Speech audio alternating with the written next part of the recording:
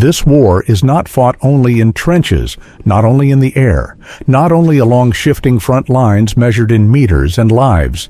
This war is also fought somewhere quieter, at the level of signals, at the level of carefully chosen words, at the level of threats that are calculated, not shouted, at the level of nuclear arithmetic. This is the battlefield most audiences never see. A battlefield where a sentence can carry more weight than a battalion. When Dmitry Medvedev speaks openly about non-strategic nuclear weapons, many outside strategic circles dismiss it as rhetoric, political pressure, psychological noise, or theatrical intimidation. But for those who understand Russian strategic culture, statements like these are never random. In Russia, nuclear language does not come from impulse. It comes from doctrine, from command chains, from Cold War archives, from a national memory shaped by deterrence and survival. Russia does not talk about nuclear weapons to scare the public. It talks about them to communicate with decision makers. That distinction matters. The question is not simply, is this a threat? The more dangerous question is this: how real is the risk? And beyond that, who is testing whose red lines?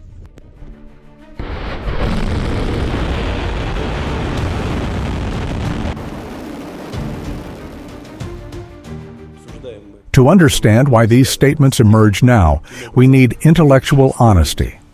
The Russia-Ukraine war has fundamentally changed. This is no longer a rapid operation, no longer a war of shock and maneuver, no longer a conflict with a short horizon.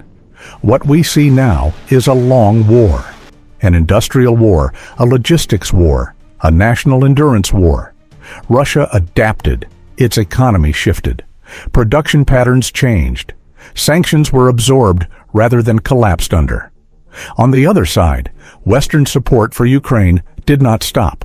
It expanded, step by step, system by system, first light weapons, then artillery, then long-range rockets, then Western tanks, then air defense, each step accompanied by the same phrase: this is not escalation. But in Moscow's strategic logic, escalation is not measured by intention. It is measured by capability. And this is where friction begins.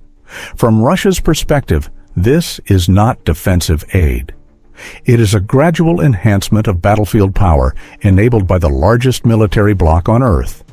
This is not paranoia. This is how states shaped by NATO expansion think. When pressure accumulates, when lines are approached, when strategic space narrows, hard language is not an accident. It is signaling. And Medvedev's statement must be read exactly that way.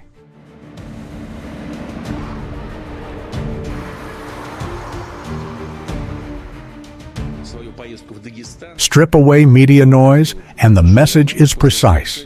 If Ukraine were to acquire nuclear capability or something approaching it, Russia's response would not remain conventional. The wording was short, cold, deliberate. This was not a speech for crowds. It was a message for elites. The West responded immediately, and technically, the response is correct. No nuclear warhead transfers, no Ukrainian weapons program, no violations reported by international inspectors. But this is where the gray zone begins.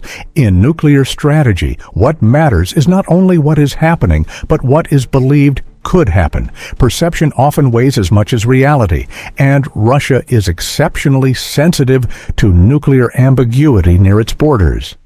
This is historical behavior, not improvisation. The statement was not about today's facts, it was about tomorrow's possibilities, about deterrence before thresholds are crossed, about drawing a line before someone assumes the line does not exist.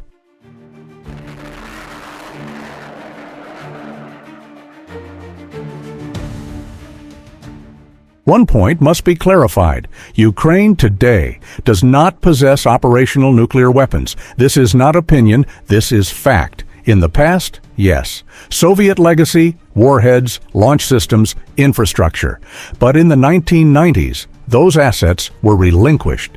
Since then, Ukraine's nuclear activity has been civilian, energy, reactors, international oversight. There is no public evidence otherwise. But geopolitics does not operate on facts alone. It operates on perception, and in nuclear matters, perceived threats can be as destabilizing as real ones.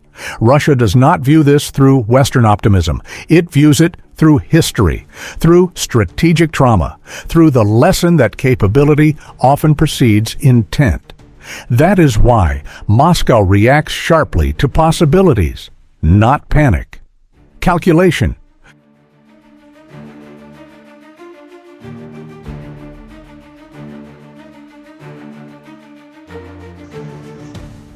The term is misleading. Tactical sounds limited, contained, manageable. It is not. Non-strategic nuclear weapons are not small weapons. They are only smaller by nuclear standards. Their purpose is not to erase cities. Their purpose is to alter battlefield dynamics. One detonation, one location, one message. Targets are military, force concentrations, bases, logistics nodes. And while yields are lower, many equal the Hiroshima bomb. Think about that. Small, only in nuclear context. In human terms, still catastrophic. These weapons are not designed for victory. They are designed for coercion, for shock, for breaking will. Russia understands this function deeply.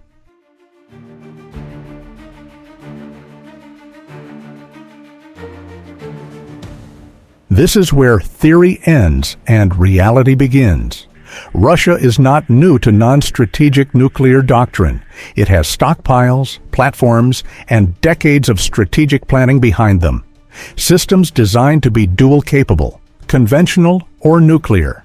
That ambiguity is not weakness. It is leverage. Speed, survivability, and uncertainty are part of the message.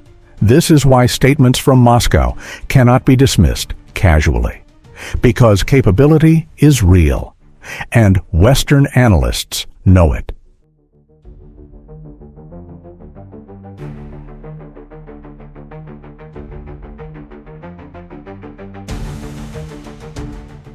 Let's talk scale, not emotionally, numerically. Consider a moderate scenario. 10 kilotons, not the largest, not the smallest, within hundreds of meters, near total destruction, infrastructure collapse, units incapacitated, operational paralysis. Beyond that, shockwaves, and then often underestimated radioactive fallout, which ignores front lines, uniforms, intentions. This is why such weapons are not light options. Once used, the game changes, militarily, politically, globally. If, and this remains hypothetical, a non-strategic nuclear weapon were used, the target would almost certainly not be a city, not a capital. That would be too escalatory, too symbolic, too dangerous. Russian logic is colder. High-value military targets, concentrated forces, staging areas, maximum military effect, clear signal, controlled political risk. This is calculation, not brutality. And history suggests Russia calculates carefully when nuclear thresholds are involved.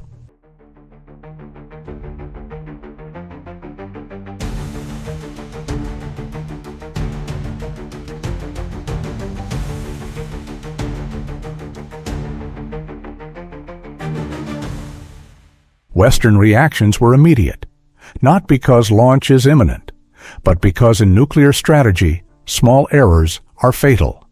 The fear is not one explosion. The fear is the breaking of the nuclear taboo. Once precedent exists, the world does not return. That is why responses are firm. Overreaction is preferable to being late.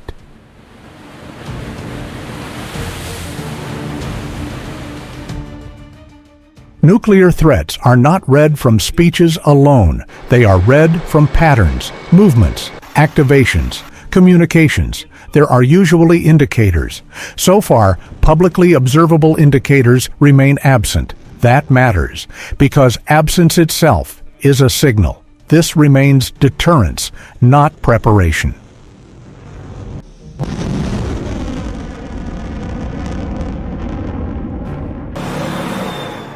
Viewed coldly, Russia's behavior follows logic. Draw lines early, increase psychological cost, limit adversary maneuvering. Is there bluff? Possibly. Is it serious? Yes. Deterrence always lives between those two states.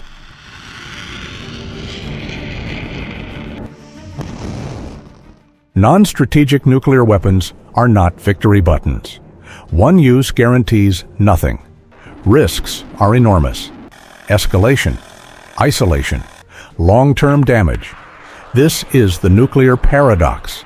Extreme power makes use nearly impossible.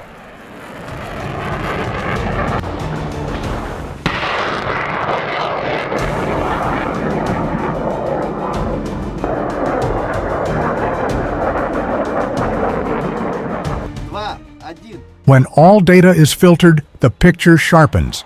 Russia has capability, doctrine, a history of calculation. But there is no public evidence of imminent use. The world is tense, but not at the launch threshold.